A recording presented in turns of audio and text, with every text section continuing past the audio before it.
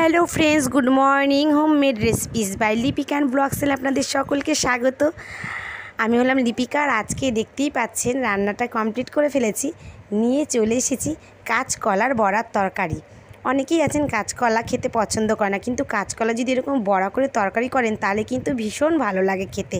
আমি কিন্তু খুব কম মশলা দিয়ে রান্না করেছি এবং এখন খুব গরম পড়েছে। গরমে কিন্তু এই ধরনের হালকা খাবার কিন্তু শরীরের পক্ষে ভীষণ ভীষণ উপকারী, আর কলা তো ভীষণই উপকারী।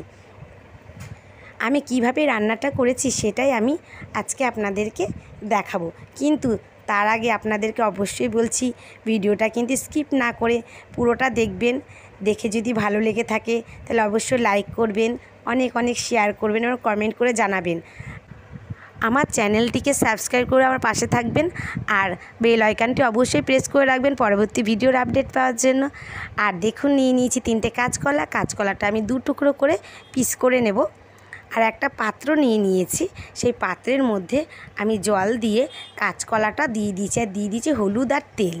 তেলটা দিয়েছি, কষটা যে বেরোবে বাটির গায়ে লেগে থাকলে না ওটা তাড়াতাড়ি উঠে যায় মাজলে। আর হলুদটা দিয়েছি, কষটাকে ভালো করে বের করে নেবে। আমি কাঁচকলাটাকে বয়েল করতে বসিয়ে দিলাম। দেখুন আমার কাঁচকলাটা বয়েল হয়ে গেছে, জলটা আমি ফেলে দিয়েছি। এবার খোসাটা আমি ছাড়িয়ে নেব। খোসাগুলো আমার ছাড়ানো হয়ে গেছে। দেখুন কড়াই আমি এখানে বসিয়ে দিয়েছি। কড়াইয়ের মধ্যে দিয়ে দিলাম একটু সাদা জিরে আর একটা শুকনো লঙ্কা। এটাকে আমি ভালো করে একটু ভেজে নেব। এই মশলাটা আমি যে কলার যে বড়া করব সেই বড়ার মধ্যে ব্যবহার করব, তাহলে খুব সুন্দর একটা ফ্লেভার আসে। আমার এটা ভাজা হয়ে গেছে। আমি এবার এটা শিলনোড়ার মধ্যে নামিয়ে নিয়েছি। এটাকে আমি এবার গুঁড়ো করে নেব। কলাটা দেখুন আমি মেখে নিয়েছি। এর মধ্যে দিয়ে দিচ্ছি বেসনটা আমি দিয়ে দিলাম ভেজে রাখা সেই মশলার গুঁড়োটা। এইবার আমি এর মধ্যে দিয়ে দেব পরিমাণ মতো হলুদ আর দিয়ে দিচ্ছি স্বাদ মতো লবণ।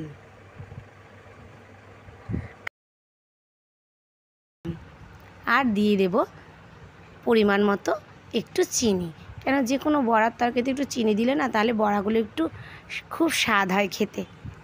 দিয়ে আমি সব মেখে নেওয়ার মশলার জন্য দেখুন এখানে জিরে নিয়ে নিয়েছি, একটা কাঁচা লঙ্কা আর আদা নিয়ে নিয়েছি, আর একটা শুকনো লঙ্কা তো আমি ভেজে দেখলেন কলার বড়ার মধ্যে দিলাম। আমার বাড়িতে ছোট বাচ্চা আছে খাবে বলে আমি একটু লঙ্কা কম দিয়েছি, যারা বেশি খান তারা বেশি করে দিয়ে নেবেন। এখানে কড়াই দেখুন আমি তেল দিয়ে দিয়েছি, তেলটা গরম হয়ে গেছে, একটু বেশি করেই দিয়েছি আমি একবারে বড়া করে নেব বলে। দেখুন সমস্ত কিছু দিয়ে আমি কলাটাকে মেখে নিয়েছি। এবার একে একে আমি কলার বড়াগুলো তেলের মধ্যে দেওয়া শুরু করলাম। আমার তেলটা ভালো গরম হয়েছে, আমি গ্যাসটা একটু আস্তে করে দিচ্ছি। আস্তে আস্তে ভাজলে বড়াটা খুব ভালো হবে, ভেতরে তাহলে কোনো কাঁচা থাকবে না। দেখুন আমার বড়াটা কিন্তু লাল লাল করে ভাজা হয়ে গেছে, আমি নামিয়ে নিলাম। এইবার কড়াইয়ে দিয়ে দেব যে বাদবাকি তেলটা রয়েছে, তার মধ্যে একটা আলু, আমি একটা মিডিয়াম সাইজের আলু ডুমো ডুমো করে কেটে নিয়েছি। আলুটাকে আমি হালকা করে একটু ভেজে নেব। আলুটা ভাজা হয়ে গেছে, নামিয়ে নিলাম। যেই তেলটুকু পড়ে রইল তার মধ্যে দিয়ে দিলাম গোটা 2টো তেজপাতা আর একটু সাদা জিরে। তেজপাতা সাদা জিরে এই কারণে দিলাম, এটা কিন্তু খুব সুন্দর ফ্লেভার আসে আর কলার সাথে কিন্তু খুব ভালোই মশলাটা মিশে যায়। এইবার দিয়ে দিলাম একটা টমেটো কেটে। টমেটোটাকে আমি একটু ভাজা ভাজা করে নেব। দেখুন টমেটোটা আমার ভাজা ভাজা হয়ে গেছে। এইবার এর মধ্যে দিয়ে দিলাম হলো লবণ আর দিয়ে দিচ্ছি হলুদ। এইবার এর মধ্যে দিয়ে দিচ্ছি বেটে রাখা সেই আদা জিরে আর কাঁচা লঙ্কা বাটাটা। ভালো করে আমি মশলাটাকে কষিয়ে নেব। মশলাটাকে নাড়িয়ে চাড়িয়ে নিচ্ছি। এইবার এর মধ্যে আমি দিয়ে দেব যে ভেজে রেখেছিলাম যে আলুটা, সেই আলুটা দিয়ে আমি এটা ভালো করে মশলার সাথে মিশিয়ে দিচ্ছি। আলুটাকে দিয়ে আমি আরও কিছুক্ষণ এটা নাড়াচাড়া করে নেব।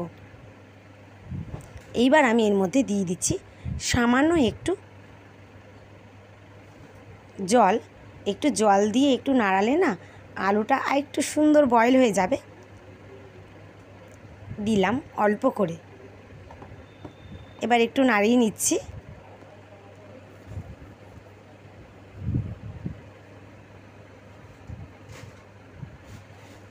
দেখুন জলটা টেনে নিয়েছে। এইবার দিয়ে দেব বেশি করে জল। জলটা একটু বেশি পরিমাণেই দিচ্ছি, কেন যেহেতু বড়ার তরকারি তো ঝোল কিন্তু টেনে নেবে। আমি এর মধ্যে আর একটু পরিমাণ জল অ্যাড করে নিচ্ছি। ঝোলটা যেই টকবক করে ফুটে যাবে আমি এর মধ্যে ছেড়ে দেব বড়াগুলো। দেখুন ঝোলটা টকবক করে ফুটে গেছে। একে একে সমস্ত বড়াগুলো আমি এর মধ্যে ছেড়ে দিলাম।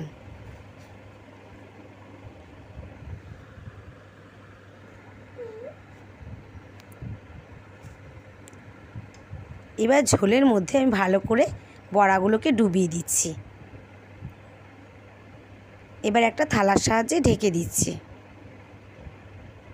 কিছুক্ষণ পর থালাটা আমি খুলে নেব। দেখুন ঝোলটা কিন্তু শুকিয়ে এসেছে। আমি কিন্তু এর থেকে বেশি ঝোল আর শুকাবো না। বড়াতে বাদবাকিটা টেনে নেবে। দিয়ে দিলাম স্বাদ মতো একটু চিনি। চিনিটাকে ভালো করে আমি তরকারির সাথে মিশিয়ে দিলাম যাতে চিনিটা তাড়াতাড়ি গলে যায়। এইবার এর মধ্যে দিয়ে দিচ্ছি একটু গরম মশলা। যেহেতু নিরামিষ তরকারি একটু গরম মশলা দিলে খেতে ভালো লাগে। আমি এবার তরকারিটা নামিয়ে নেব। আপনারা এইভাবে বাড়িতে ট্রাই করতে পারেন। Tata, bye bye.